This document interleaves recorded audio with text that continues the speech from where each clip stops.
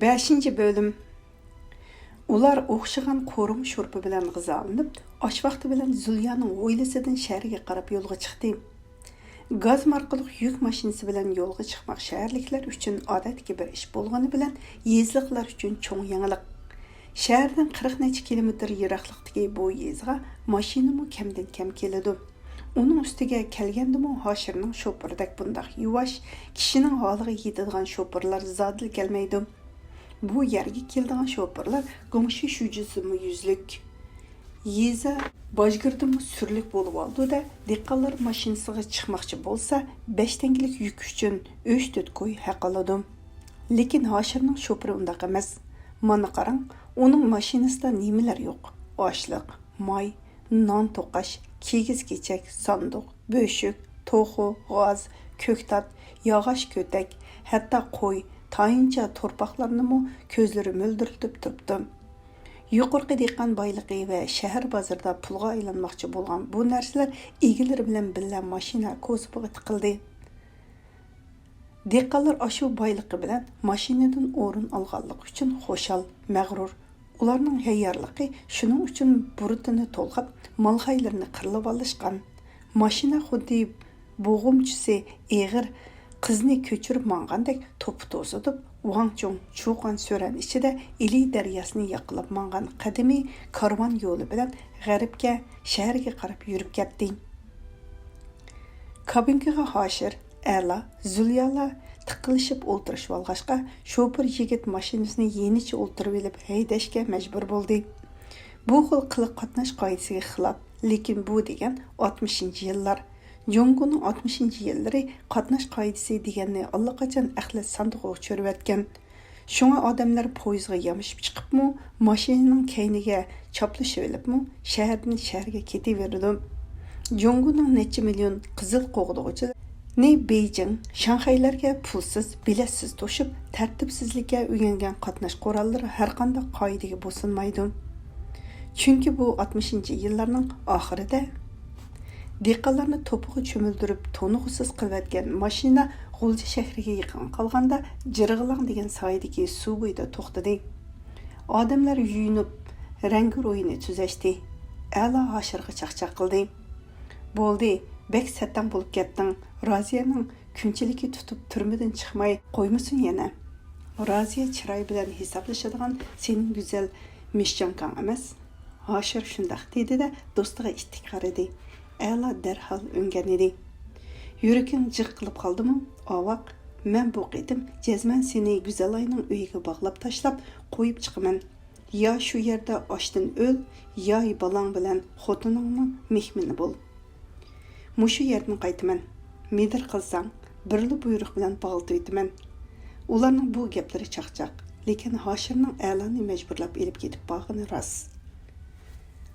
G'ulji shahrining sharq tarafidagi Qarodong mahallasidan kirib kelgan mashina qadimiy To'xu bozorining ko'cha eg'izida to'xtadi. Dehqonlar harva, odam, mashinalar yo'l tepib mangolmaydigan Xanzu bozoriga kirib, akelgan mollarni pul qilib ishlarini bitirishga oldirishadi. Ularning qildigan ishlari o'zimizga ayon. To'saq qo'y 50-60 yuanga, tayincha torpaq 70-80 yuanga yarasa yoki dehqon bug'doy unining bir putini 10 so'mdan, pomidor qiqining kilosini 3 so'mdan pul qilolsa bo'ldi. Shuni bilan ular bozordanmi, davrdanmi rozi bo'laverdi. Lekin buni Hoshirning qarashicha tag'isini Alani rozi qilmoq to'limi tas. Uning buni hammalar nimaga zan qo'yib, hammalar ishdan butun jamiyatga munosabatli cho'ng xuloslarni chiqarishga odatlangan og'inisi qachonmi o'zi yashayotgan hayot, jamiyatni maqtaydigan gaplarni qilar. O nimishqi hadisila Hoshirning zitiga tegadigan gaplarni qildi ha? Masalan, oqshom Ala yoshlarning nodonligi ustida qaynab so'zlab berdi. Hoshir o'tmishga qaraganda yaxshi deb norozilik bildirdi. Ala texmi xafa bo'lib, sen hadisila o'tmish deydigansan. Biz bilan tang ozod bo'lgan yoki biz bilan tang qurilish boshlab o'tgan davlatlarga qaramaydigansan. Ular nima ish qilyotdi? Biz nima qilyapmiz? Boshqasini qo'yay. Biz Uyg'urlarning tarixi bilan adabiyotini tadqiq qilish ishini alayli. Bizga munosabati bo'lmagan davlatlarda maxsus kasbiy organlar qurilgan. Bizde bo'lsa butun mamlakatda bu xil idora turmoq ishxonami yo'q. Uning ustiga bu ishqa tutish qilg'uvchi odamlar diktatorning obyekti. Hoshir bu gaplarni anglab qanchalik xafa bo'ldi, azoblandi. Hoshir mana shundaq ilm-fan xo'rlanayotgan bir davrning partkom shujisimi durust. Biz kambag'allarek nurg'un ishlarni texnik qila olmaydik, lekin kelgusida, yaqin kelgusida qilamizda. A'lo har bir ishqa sapsilib, xuddi yuqoridan jamiyatni tekshirish uchun kelgan bir ilmiy xodimdek bozorga ishkirlab mangdi. Hoshir uning norozi bo'lib valoqlab qo'yishidan ansirab, xuddi kuyimchan ona o'z bolalarining aybini tarsa mijoz eridan yoshirgandek ehtiyot va yilinish bilan A'loning kaynidan mangdi. Zulya bo'lsa xoliroq ishxonaga tepib qo'rsoq to'yg'izish, yezidan Zulya to'nga ilib olgan do'lan yuzi oq harqidan tetib beqish ko'ydi bo'ldi. Langza beshiga chiqib chimanlikda yonboshlab yetib o'pka esib, kalupa qalchak bilan oz to'ladan iste'mol qilsa qandaq fuqalarim, dedi u oxir mavu unutunsiz ketib qolgan do'stlaridan ichib pishib. Toshpo'latnikiga bormizmi yoki Osmonning dadasinikiga bormizmi? Hoshir oxiri so'radi. Mashina do'ngda saqlab turibdi. Shopirga Baytuqay sarida bizni saqla degan. Menga berimizmi? Qara, avu yerda ikkisi mushlashdi, dedi A'lo bo'ynini so'zib. Nima talashqandi? Qara, birining bosh ko'zi qonidi. Qo'liga pichoq oldi. Voy, o'ltirgan bo'ldi. U Hoshirning savoliga javob bermay, yo'l talashayotgan harva odamlarni ishtirib, majra bo'layotgan tarafga qarab yugurdi-da, hayt-huyt degichilar ko'zdan g'oyib bo'ldi. Hoshir bilan Zulya yo'q yerni ish tepib olgan hamrohini tilishib, to'p ichiga qarab tasta yo'l tepib mengishdi. Kun issigan bozorchilar qiyri qariyag'ash tubidagi uvsida mig'ildashgan chumillardek to'la. Ular hammasi vaqirash qamoqda.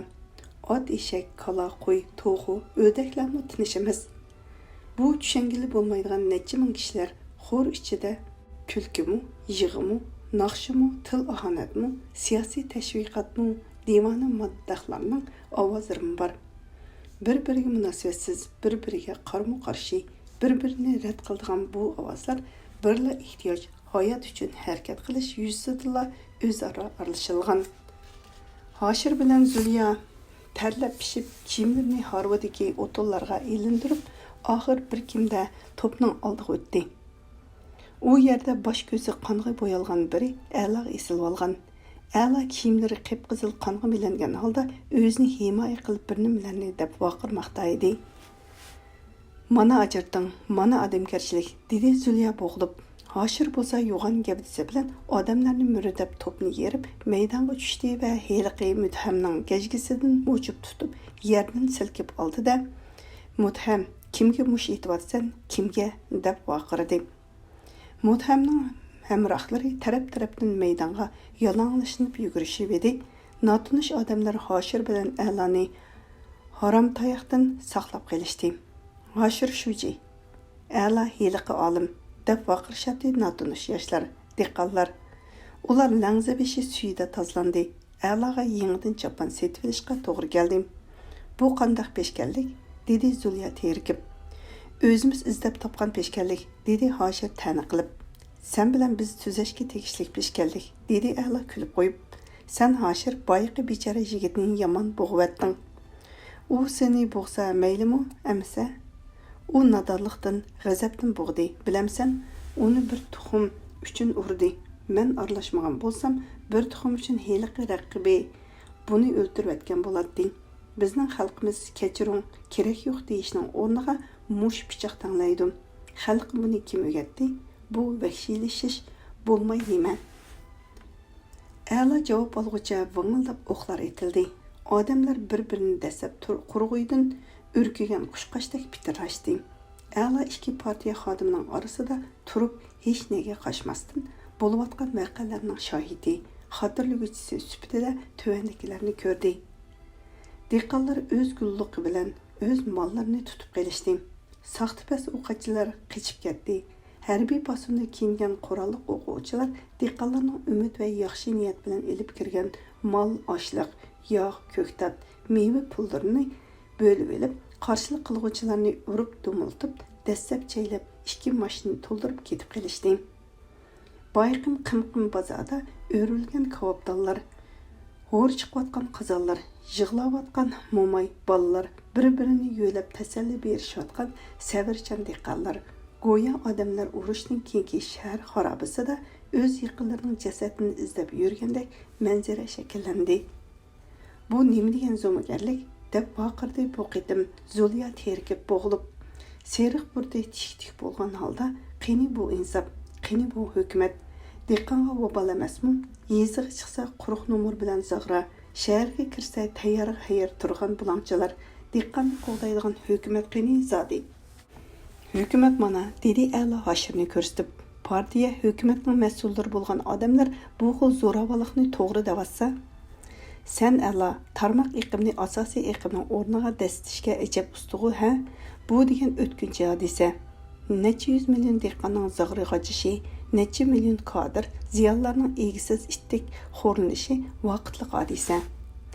A'la, sen yo'qlan gaplarni qilmay deyman. Men o'tinib qolay adosh.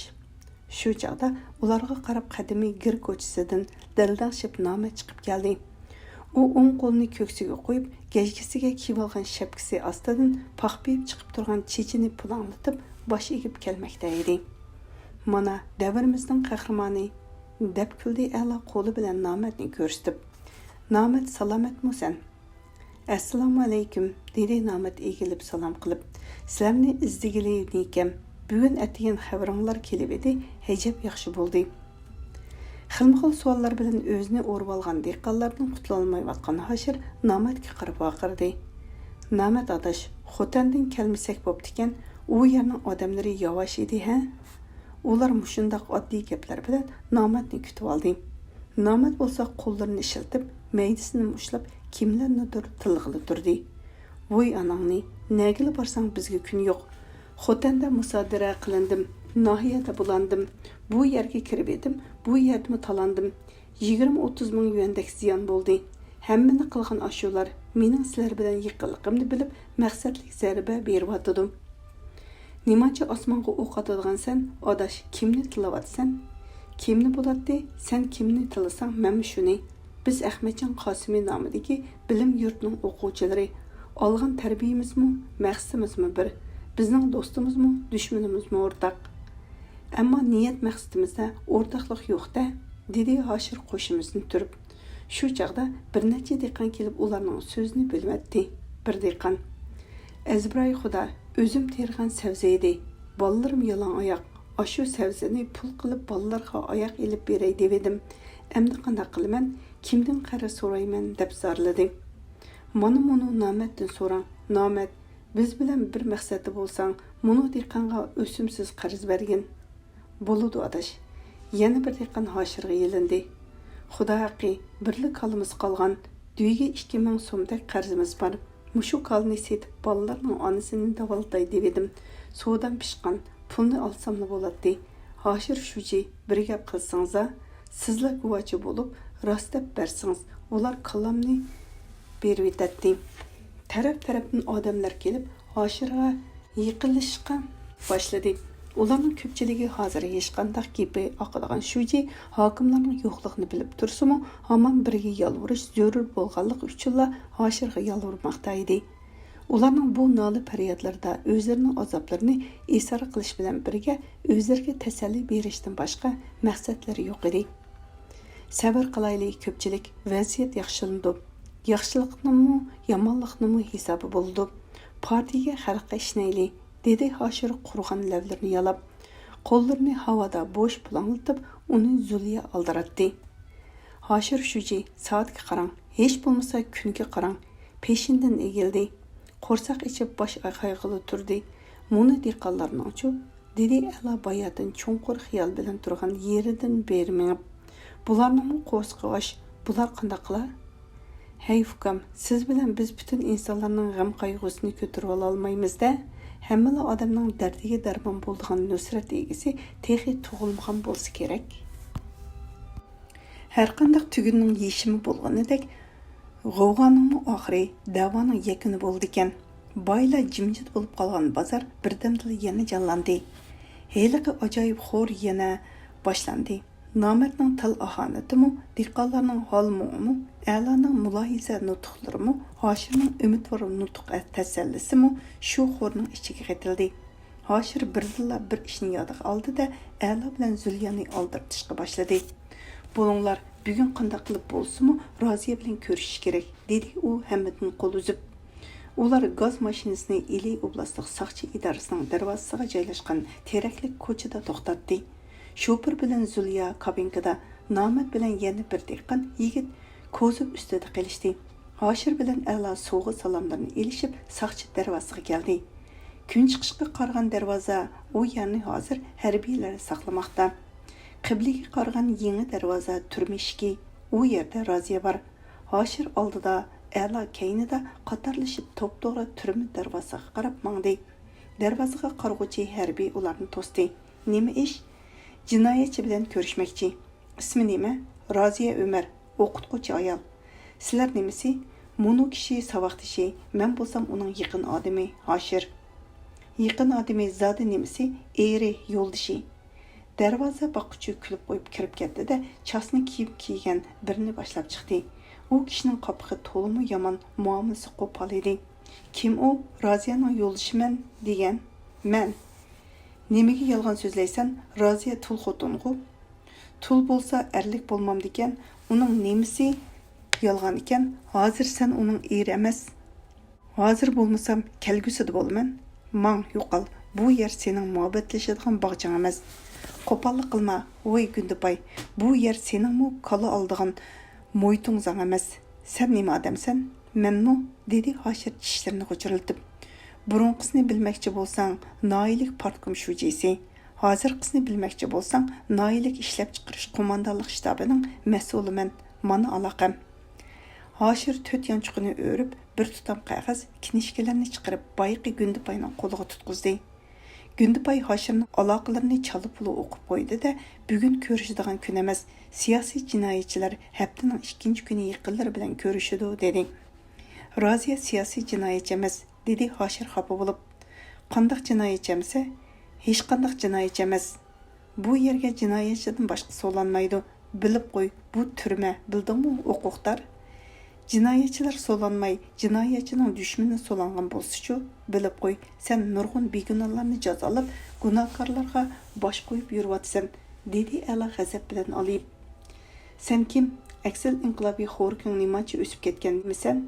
Asli seni so'laydigan gapkan. Oldirma, o'mi bo'lib qolar, dedi a'lo zaharli kulib. Kim biladi, kelgusida ikkimiz bir turmada yotimizmi texi? Nima demoqchisan, muttaham? Gündüpay tamdek tatırıp, a'loga qarab bir qadam ilgirledi. Nima demoqchidim? Tushunishliqu, men odam sifatida so'lansam, sen bir ish sifatida so'linsan. Nimachi qo'pollik qilsan, a'lomu oldiga bir qadam ilgirledi. Hoshir a'loni ittirib etib oldiga o'tdi-da, Gündüpayga qarab kuldi. Xafa bo'lma, birodar. Do'stim saprolik, tili zaharlik bo'lgani bilan ko'ngli yaxshi yigit. Undaq bo'lsa, biz sen degan kunda kelaylik. Yur a'lo, ketdik. Hoshir shundaq dedi-da, a'loni so'rab mashinaga qarab ilib mangdi. Sen avoq, men bo'lmasam bir kunda necha qitim so'loqqa kiradigan o'xshaysan, bilamsan, bu qiziqqonlikning nimani xarob qilyotidi? Sen dunyoda o'zing uchun yashamsina, xalqning, do'stlarning umid orzulari shunchalik qadr-qimmati yo'q nimami? Nimishqa o'zingni tutolmaysan? Kuyinginingga rahmat, Hoshir. Rost aytsan, o'zimni tutolmadim, lekin o'zimning maylimi meni hammala ishda chechildigan, hammala nimani nafratlanadigan qilib qo'ygan zodi nima? Buni bilib nima qilasan? A'la, menga ishon. Yaxshilik oldimizda biz ajoyib bir bino silish uchun burunqi joylarimizni buzyapmiz. Top-toza, ko'ngilli hayot oldimizda, adash. Kashkuzning sovuq shamili xeldan beri Langzibishi deb atiladigan bu chimanlikda o'ltirib har xil yemeklarni qo'l yog'liq giysillarga yeyib qo'yib, velosiped qo'ng'irqini rumka qilib haraq ichayotgan bu bir to'p odamni oxiri bu yerdan haydadi. Bu bir to'p odam ichida bozorga akirgan qo'y yoki uning pulining ulpatlariga xajlab berib, qoqoqlab kulishayotgan dehqonlarmi? Bir tiyin pul xajlamay, bir necha soat yog'lama gaplar bilan yezliqlarni aldab mehmon bo'layotgan g'ulji saxtabazlarmi? Bu bir to'p odamdan allaqachon bezor bo'lgan, lekin ketishning yo'lini topolmayla necha soat vaqtini bekor o'tkazayotgan hoshirdak ishvoz, a'lodek kitob xumarlarmi bundaq iltifot, chaqchaq, mash'at, to'kma bo'lgan so'rinni ko'rsa, maydisini yiqib yetib olgan nomatdak o'yinchilarmi, Zuliyadek astoydil ko'ngil ichishni bildigan dilkashlarmi, qisqasi har xil mijozlik, har xil kasblik odamlar bor. Nomat pat-patla kekirib qo'yib, Wuhada Giming Vansuy Yaşasın madaniyat inqilobi demoqchi deb qo'ydi.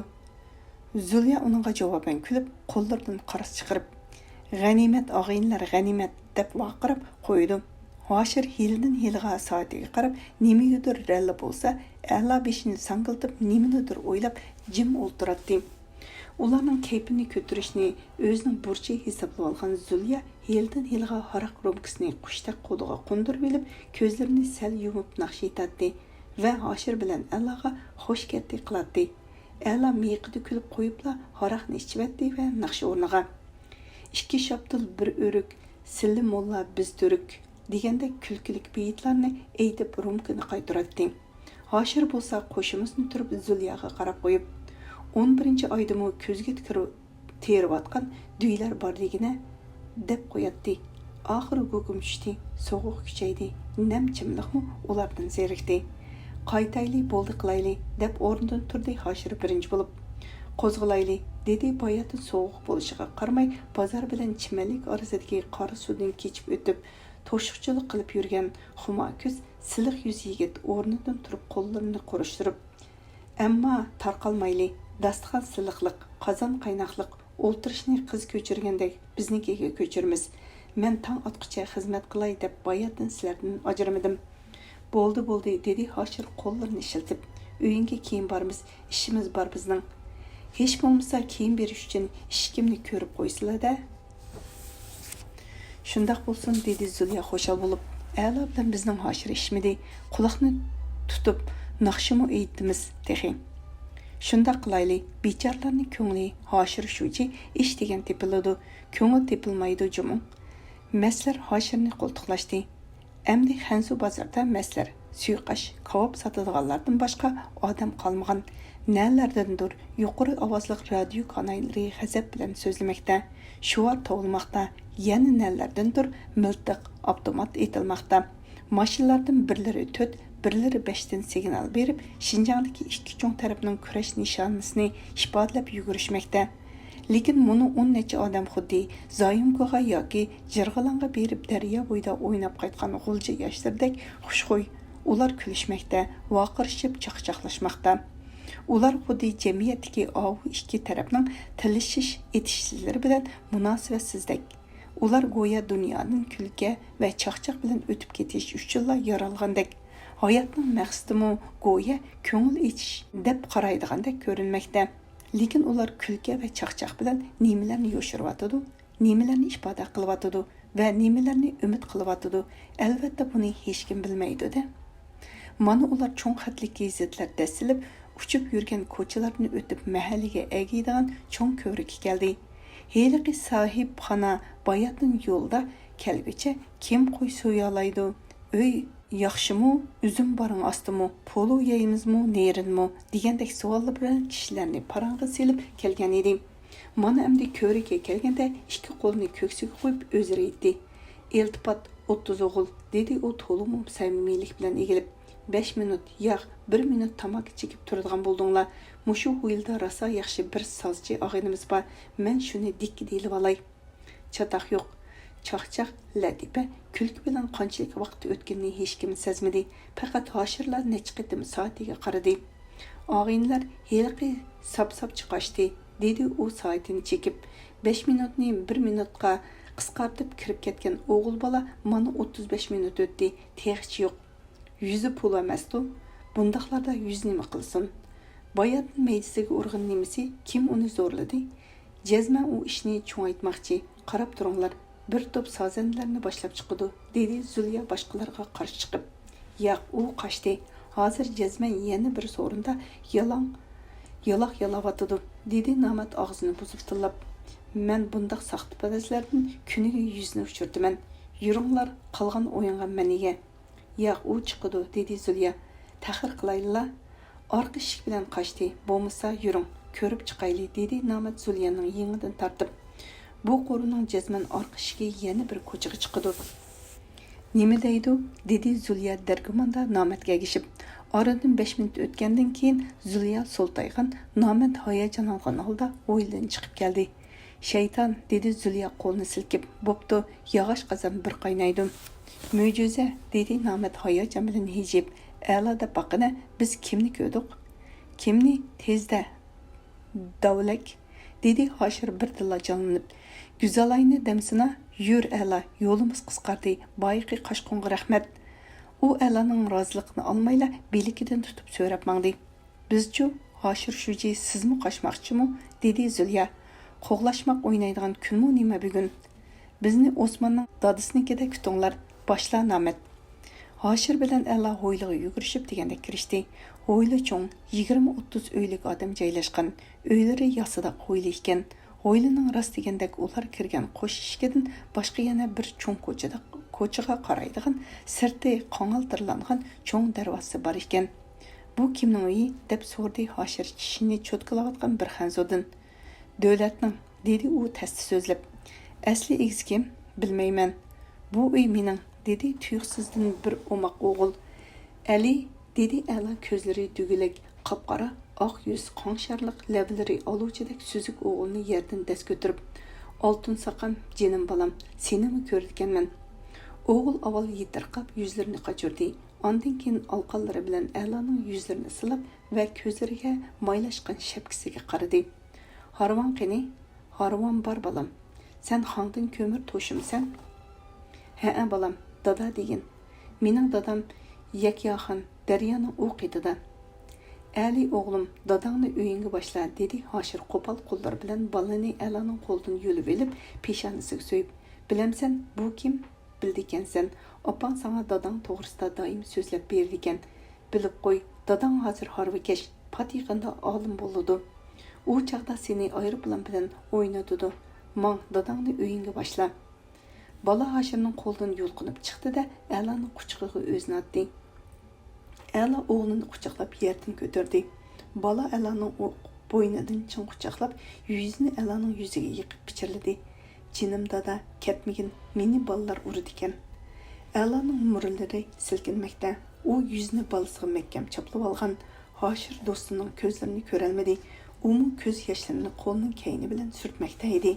Shu chaqda bir ayolning to'limi zil yiqimli ovoz anglandi. Ali, Ali, ne desam balam? Hoshir yanchuqidan bir kaldak pul oldi-da, uni A'laning yirtiq yanchug'iga soldi. U do'stining mursiga asta paplab, "Men ketdim. Osmonnikida kutaman. Baxtlik bo'l. Avoq, bu qitim ketma, soqchi chaqirsam ketma", dedi va yo'g'on chamdab kelgan tarafga qarab yurib ketdi. U qo'sh qanotliq eshikka berib, kayniga burilib qaradi. Nerida qizil pofayga kiygan, tivit shal artgan zilva ayol ikki qo'lini ko'ksiga qo'yib, ikki putini juplab, sahnada naqsha etayotgandek hayajon bilan qetib turardi. Berisida A'la o'ng puti bilan dojib, ko'rimsiz kiyimlari va o'ruq ammo ko'rkam gavdasi bilan qo'rnib sal egilib turardi. Qora yung pofayka, qora burulka kiygan to'limi chiroyli o'g'il A'laning qo'lini ikki qo'li bilan tirajab tortishib, onasi tarafga ilib berish uchun harakat qilmoqda edi. Hoshir bu xil ko'rinishni qadimki Grek, Fransiya, Italiya yoki Ruminiya sovet rassomlaridan hech qaysining asarlarida ko'rmagan. U hayajon bilan pichirladi. Mana bu haqiqiy rasm. Hattangay bu yerda Ripin yoki Shubixun bo'larmidi?